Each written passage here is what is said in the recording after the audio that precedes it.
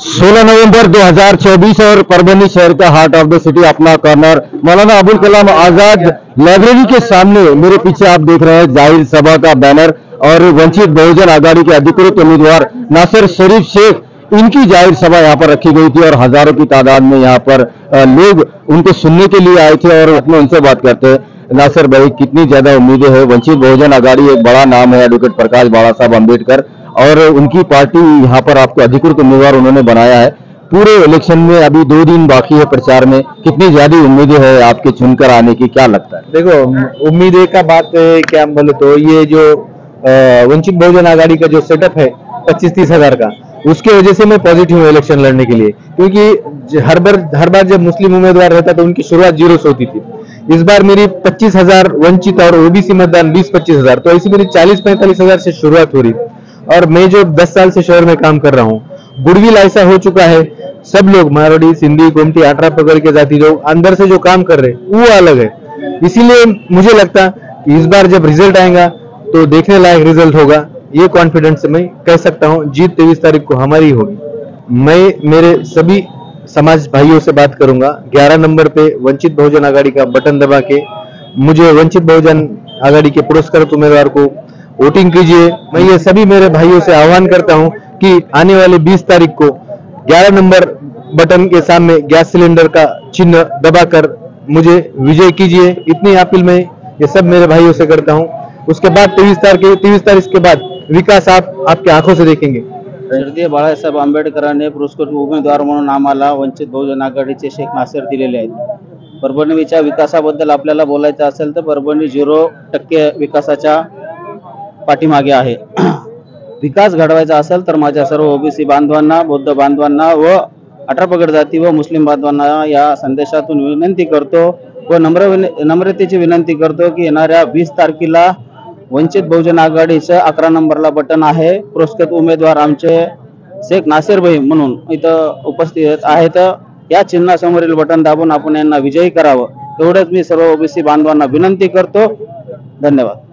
16 नवंबर 2024 और इस वक्त हम मौजूद है जिंतूर सेलू विधानसभा और यहाँ पर आने का खास मकसद है पंकजताई मुंडे जो कि भारतीय जनता पार्टी की राष्ट्रीय सचिव है, वो यहाँ पर 95 विधानसभा जिंतूर सेलू विधानसभा में भारतीय जनता पार्टी के अधिकृत उम्मीदवार जो कि भारतीय जनता पार्टी, शिवसेना शिंदे गट और राष्ट्रवादी कांग्रेस अजितदादा पवार, रिपाई आठवले गट और मित्र पक्ष की महायुति के अधिकृत उम्मीदवार यहाँ पर उनके प्रचार के लिए यहाँ पर आई हैं, जो कि बोडीकर, मेघना, दीपक साकोरे इनके प्रचार के लिए और कमल इस निशानी पर वो वोट मांगने के लिए आई थी। हज़ारों की तादाद में उनको सुनने के लिए यहाँ पर राधा कृष्ण मंगल कार्यालय जो मौजूद है जिंतूर में, वहाँ पर आई थी और कामयाब करने की ऐसी अपील करने के लिए राष्ट्रीय सचिव पंकजताई मुंडे जिंतूर सेलू विधानसभा में आज आई हुई थी। और आज उन्होंने क्या खास तमाम लोगों से बात की और कैसे वोट मांगे, आप इस पूरी जाहिर सभा की झलकियां देखिए। म्हणून पुढच्या टर्ममध्ये खास माझ्या जिंतूर सेलूच्या महिला भगिनींसाठी बघा किती जोरात टाळ्या वाजवत आहे। दारूबंदी करून जिंतूर सेलू मध्ये व्यसनमुक्ती केंद्र स्थापन करण्याचं माझं मानस आहे। हे अनेक कामं येणाऱ्या 5 वर्षांमध्ये मला करायचे। बघा इकडून आवाज कमी झाला तर नाही, परंतु तुम्हाला सांगते एवढीच नाही, अनेक कामं येणाऱ्या दिवसामध्ये करायचे आणि मी ते तुमच्यासाठी करू शकणार, कारण की माझ्या नेत्या पंकजाताई इथे सत्तेमध्ये म्हणते। आणि माझ्या भावांना मला सांगायचं की पंकजाताईंनी आवाहन केलं आणि तुम्ही भरभरून मतदान मला दिलं, आमदार मला बनवली आणि पहिली पसंती विधान परिषदेवर मतदान करताना पंकजाताई मुंडे यांना देणारी ही मेघना बोर्डीकर तुमची जिंतूर सेलूची आमदार आहे। तुम्ही प्रत्येकाने मला मतदान दिलं आणि त्या मतामुळे आज पंकजाताई विधान परिषदेमध्ये आमदार आहे, हेही मला तुम्हाला इथे सांगायचं। आणि आपला पक्ष देशाला 3rd लार्जेस्ट इकॉनॉमी बनवण्यासाठी मोदीजींच्या नेतृत्वामध्ये जी घोडदौड करतोय आणि महाराष्ट्रामध्ये सुद्धा महायुती भाजपाचं सरकार त्याच पद्धतीने काम करतंय, हे आपण सगळे बघत आहात। आणि येणाऱ्या दिवसांमध्ये सुद्धा जी काही चांगली योजना केंद्र आणि राज्य सरकार आपल्यासाठी आणल त्या योजना तुमच्यापर्यंत पोहोचवण्यासाठी ही मेघना निधी कुठंच कमी पडत नाही, याचा अनुभव सुद्धा आपण घेतलेला आहे। तर आमच्याकडे आता काय चाललंय, मुंडे साहेबांचं बोर्डीकर साहेबांचं जे नातं आहे हे या ठिकाणी उपस्थितांना सगळ्यांना माहिती आहे. मुंडे साहेब जेव्हा या राज्याचे विरोधी पक्षनेते झाले तेव्हा महाराष्ट्रामध्ये सर्वात मोठं जंगी स्वागत करणारे आपले रामप्रसाद बोर्डीकर साहेब होते. भले ते काँग्रेसचे आमदार होते पण त्या ठिकाणी मोठं सत्कार स्वागत करणारे बोर्डीकर साहेब होते. जेव्हा माझे बाबा कृषी उत्पन्न बाजार समितीच्या संचालक पदासाठी मराठवाड्यातून उमेदवार म्हणून उभे राहायचे तर बीड जिल्ह्यातून एकतर्फी मतदान फक्त आणि फक्त बोर्डीकरांना व्हायचं. कुणाचा आहे बीड जिल्हा सांगायची गरज आहे. मग हे जे नातं भावाभावाचं होतं आणि माझ्या ताईंच्यासाठी माझ्या पक्षाच्या त्या नेत्या आहेत म्हणून दरवेळी ताईंनी जिथं जिथं मला बोलवलं, जिथं जिथं मला वाटलं माझ्या बहिणीच्या सोबत मी राहिलं पाहिजे तिथं तिथं न डगमगता प्रत्येक ठिकाणी मी ताईंच्या सोबत असते आणि पुढे सुद्धा राहणार आहे. कारण बोर्डीकर साहेबांनी या तालुक्यामध्ये इतक्या वर्षापासून राजकारण केलं आणि ह्या 18 पगड जातीच्या तालुक्याने नेहमीच माझ्या बाबांना डोक्यावर घेतलं. कारण कधी कुठल्या जातीपातीचं राजकारण केलं नाही आणि कुठली निवडणूक आली म्हणून कुठलं राजकारण केलं नाही, कुठलं खोटं आश्वासन दिलं नाही, कुठलं भूलथापा दिल्या नाही.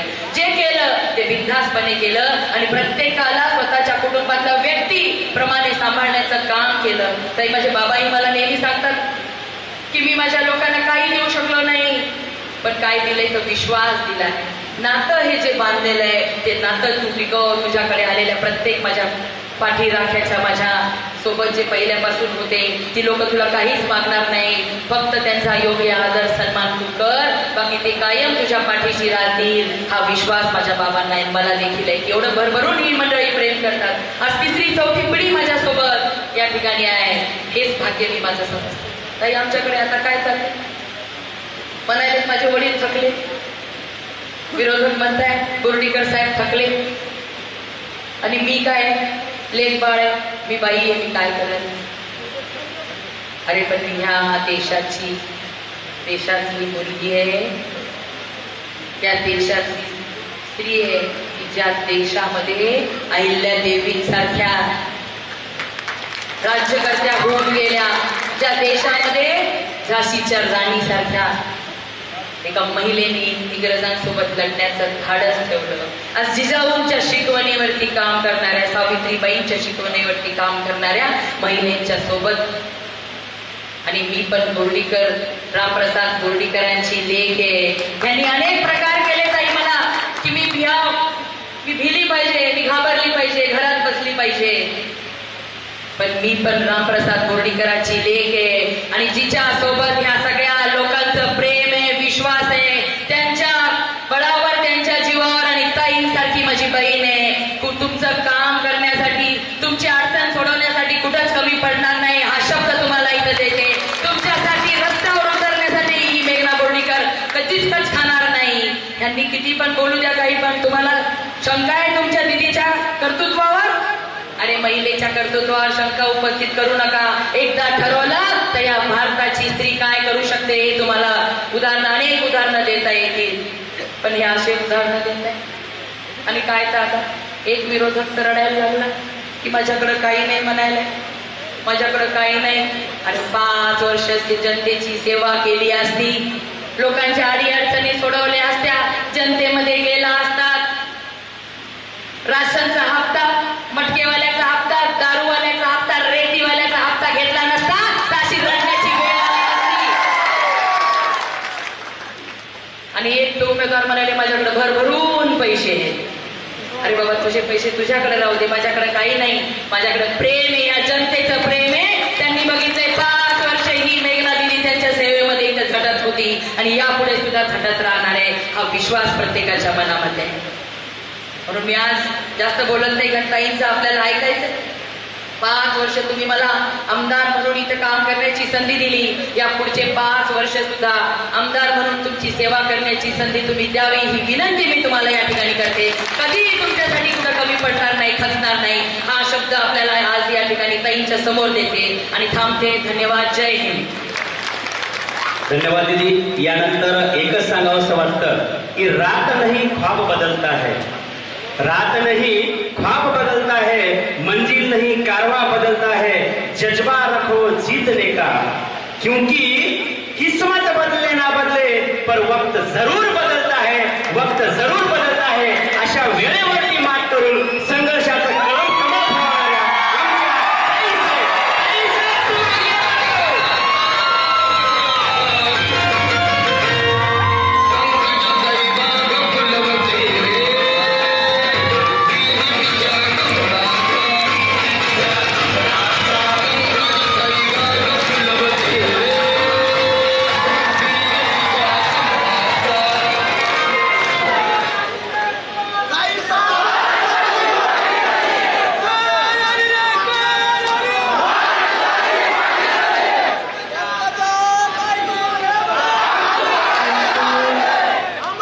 सेलू मतदारसंघाच्या भारतीय जनता पार्टीच्या त्याचबरोबर महायुतीच्या अधिकृत उमेदवार हे आवाज वाढवले एको करू नको.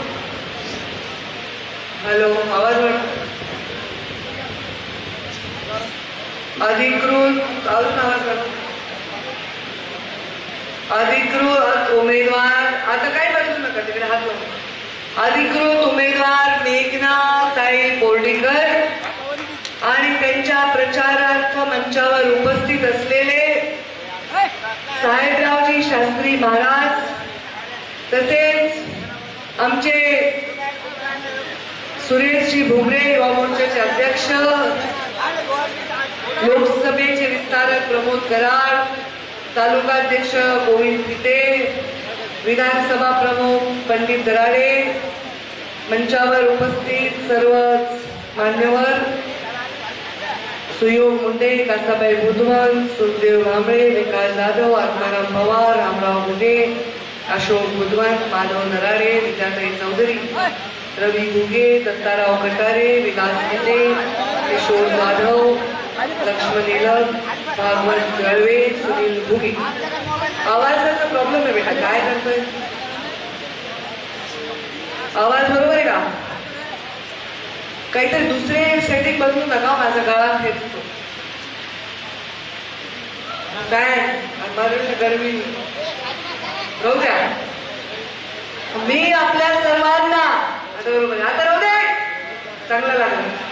मी आपल्या सर्वांना हात जोडून नम्र विनंती करण्यासाठी या जिंतूर सेलू मतदारसंघामध्ये आलेली आहे.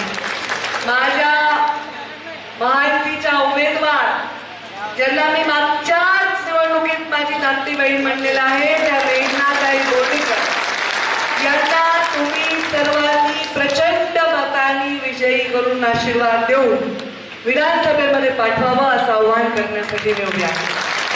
खरं तर या निवडणुकीमध्ये इतकी विचित्र परिस्थिती आहे.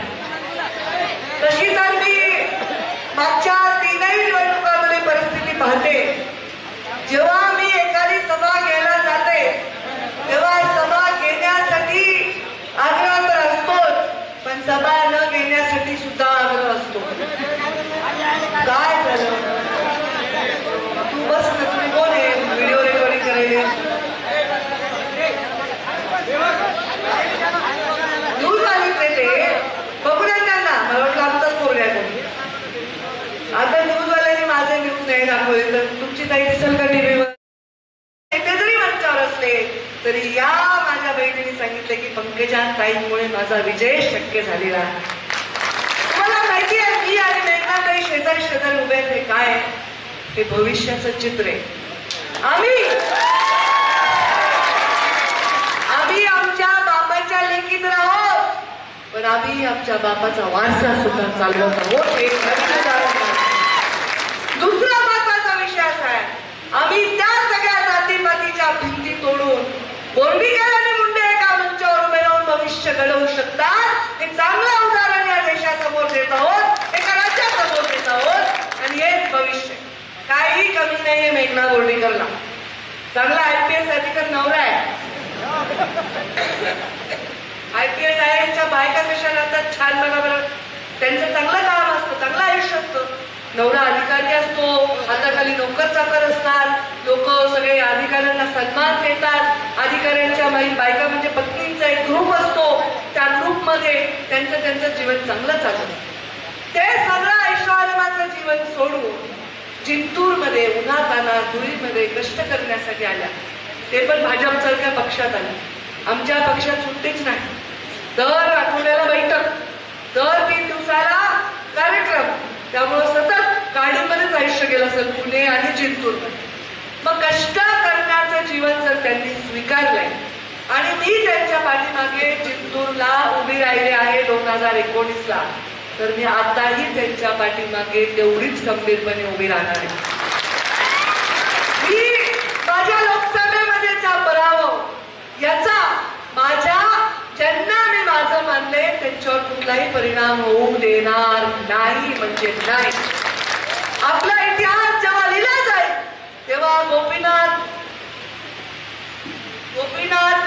साहेबांचं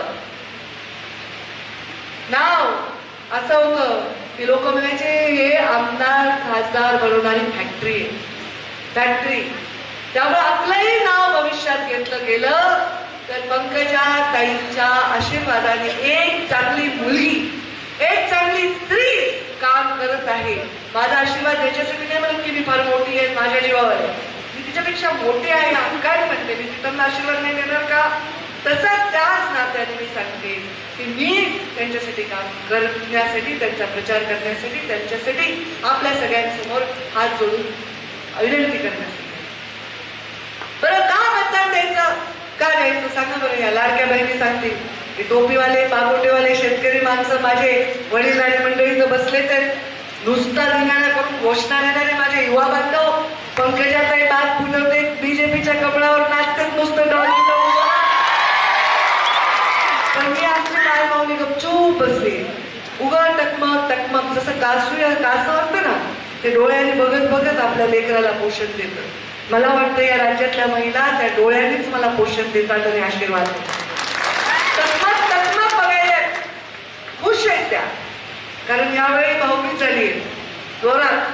किती आले अकाउंट मध्ये? 7,500. किती आले यांच्या अकाउंट मध्ये? तुमचा डोळा नाही ना काय? प्रत्येक जण बघायला बायकोच्या अकाउंट मध्ये अरे बापरे एवढे पैसे आहेत. सख्खा भाऊ आणि किती द्यायचा दिवाळीला? किती द्यायचा? 500 रुपये 500 1000. आणि आमचे मुख्यमंत्री लाडकी बहीणमध्ये आमचं सरकार किती देतंय? 500च्या किती पट? 3 पट. 500च्या 3 पट. ते पण वर्षाला नाही महिन्याला. आणि आता तर मला वाटतं अजित पवारांनी डिक्लेअर केले 2100 रुपये देणार. जाहीरनामा केलाय महायुतीचा 2100 रुपये देणार. चांगलं आहे ना? आनंद आहे ना? आपल्याला कोणी दिलं तर आपण विसरतो का? ती पण नाही विसरत. नेहमी म्हणते पण त्याच्यातही माझ्या पाठीशी उभं राहिल्या. माणसं कसे काम झाल्यावर एखादं थोडं विसरत असते पण बायका नाही विसरत.